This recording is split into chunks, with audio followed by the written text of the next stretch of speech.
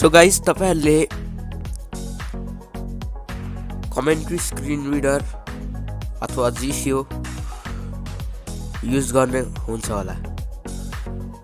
के तपाईलाई थाहा छ बैकअप एन्ड रिस्टोर सेटिङ जिएसहुओ कमेन्ट्री स्क्रिन रिडर को सो थाहा छैन भने आज म बताउन गएको छु र बैकअप एन्ड रिस्टोर सेटिङ को बारेमा सो भिडियोलाई अन्तिमसम्म हेर्दिनु होला भिडियो कस्तो लाग्छ कमेन्टमा बताउन नभुल्नु होला र तपाईले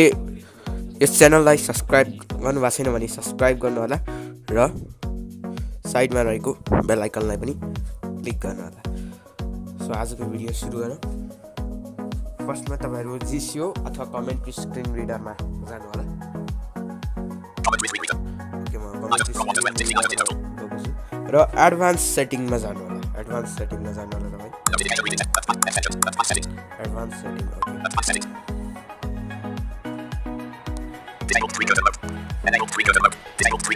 ओके यहाँ तपाईले देख्न सक्नुहुनेछ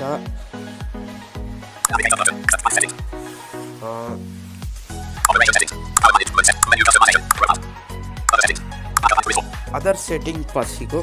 बैकअप एन्ड रिस्टोर सो यसमा टच गर्नु होला ओके ओके फर्स्टमा म बुझाउन गएको छु बैकअप सेटिङ भनेको के हो सो बैकअप सेटिङ भनेको जुन तपाईले कमेन्ट्री स्क्रिन रिडरलाई सबै सेटअप गर्नुहुन्छ फुल सेटअप गर्नुहुन्छ कमेन्ट्री स्क्रिन रिडरलाई र यो बैकअप सेटिङमा क्लिक गर्नु भयो हैन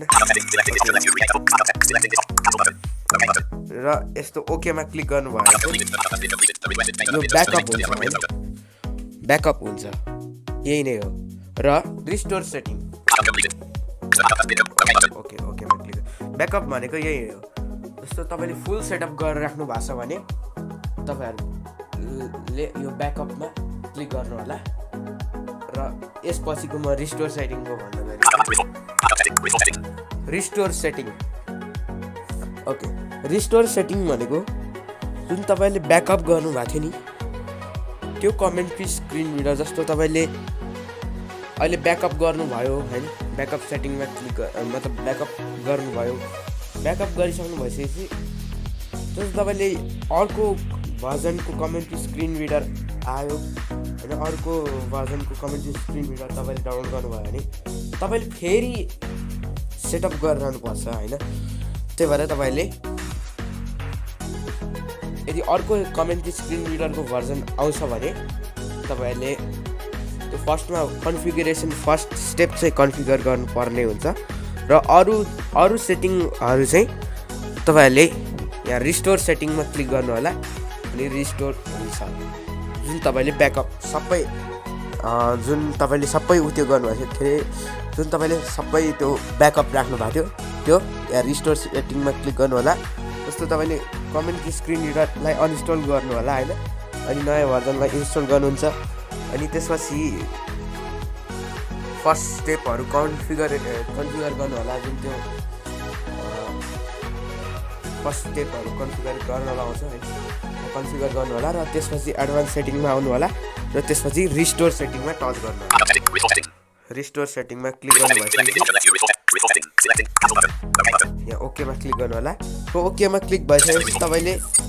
फेरि सेटअप गरिरहनु पर्दैन सबै कुराहरु सेटअप गरिरहनु पर्दैन सो यही नै रहेको छ आजको यस भिडियोमा र भिडियो कस्तो लाग्यो कमेन्टमा भन्न नबिर्सनु होला मन परे लाइक कमेन्ट शेयर र सब्स्क्राइब गरी अल नोटिफिकेसन अन गर्न नभुल्नु होला सो आजको यस भिडियो